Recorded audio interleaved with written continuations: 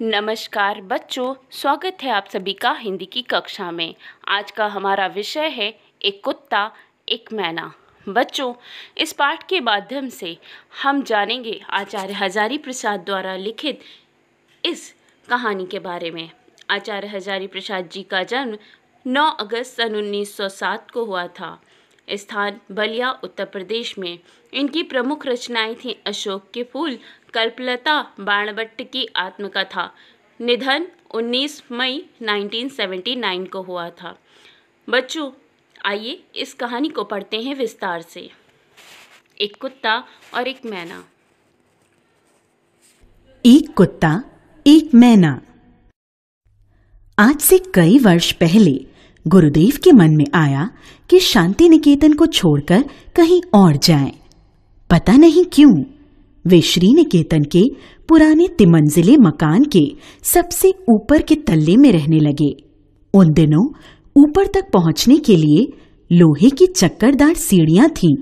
वृद्ध और कमजोर रविंद्रनाथ के लिए चढ़ना असंभव था।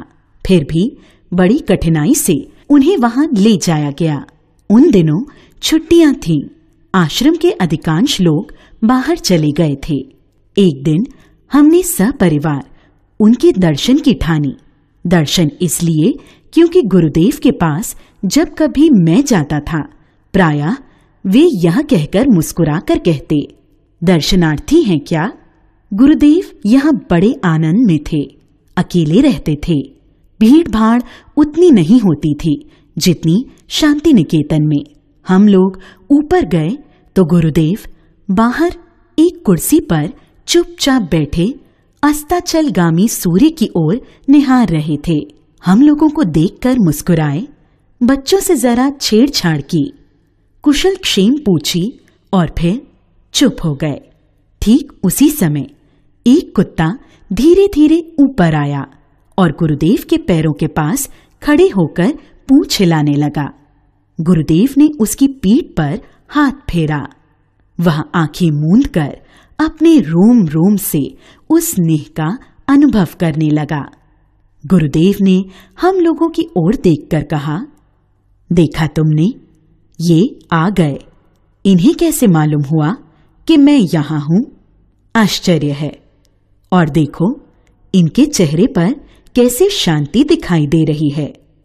हम लोग उस कुत्ते के आनंद को देखने लगे। किसी ने उसे राह नहीं दिखाई थी, न उसे यह बताया था कि उसके स्नेहदाता यहां से 2 मील दूर हैं, और फिर भी वह पहुंच गया। इसी कुत्ते को लक्ष्य करके गुरुदेव ने आरोग्य में इस भाव की एक कविता लिखी थी। मैं जब भी वह कविता पढ़ता हूं, तब मेरे सामने श्री निकेतन की वह घटना प्रत्यक्ष सी हो जाती है। इस प्रसंग में एक आश्चर्य की बात का और उल्लेख किया जा सकता है। जब गुरुदेव की चिता भस्म कोलकाता से आश्रम में लाई गई, उस समय न जाने किस सहज बोध के बल पर वह कुत्ता आश्रम के द्वार तक आया, कलश के पास चुपचाप बैठा रहा और आश्रम वासियों के साथ चुपचाप भस्म को अंतिम विदा देने भी गया। एक बार मैं सवेरे सवेरे गुरुदेव के पास गया था। उस समय एक लंगड़ी मैना छत पर फुदक रही थी। गुरुदेव ने कहा, देखते हो, यह रोज फुदकती है।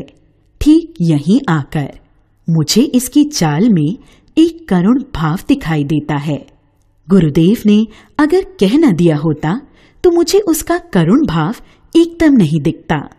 मेरा अनुभव था कि मैना करुण भाव दिखाने वाली पक्षी है ही नहीं। 3-4 वर्ष से मैं एक नए मकान में रहने लगा हूं। मकान की दीवारों में चारों ओर एक एक सुराग छोड़ रखा है। एक मैना दंपत्ति नियमित रूप से प्रतिवर्ष वहां गृहस्थी जमाया करते हैं। वे तिनके और चिथड़ों का ढेर लगा देते हैं। हम सुराखों में ईंटें भर देते हैं, परंतु वे खाली बची जगह का भी उपयोग कर लेते हैं। पति पत्नी जब कोई तिनका लेकर सुराख में आते हैं तो उनके भाव देखने लायक होते हैं।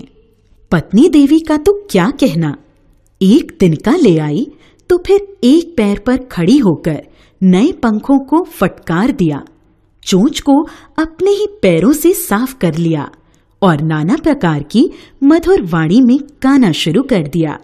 अचानक उसी समय यदि पति देवता भी कोई कागज का टुकड़ा लेकर उपस्थित हुए, तब तो क्या कहना। दोनों के नाच गान और आनंदमय नृत्य से सारा घर गूंज उठता है। पक्षियों की भाषा तो मैं नहीं जानता, पर मेरा विश्वास है कि उनमें कुछ इस तरह की बातें हो जाया करती होंगी। पत्नी: ये लोग यहाँ कैसे आ गए जी? पति: ओह, बेचारे आ गए हैं तो रह जाने दो, क्या कर लेंगे।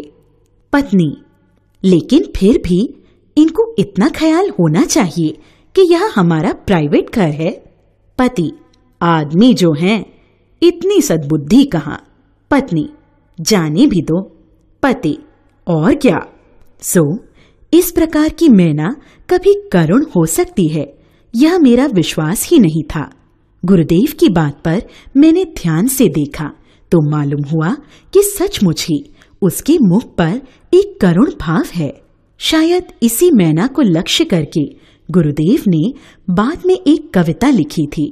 जब मैं इस कविता को पढ़ता हूँ तो उस मैना की करुण मूर्ति अत्यंत स्पष्ट रूप में मेरे सामने आ जाती है। कैसे मैंने उसे देखकर भी नहीं देखा और किस प्रकार कवि की आंखें इस बेचारी के हृदय तक पहुंच गईं, यह सोचता हूं तो हैरान हो जाता हूं।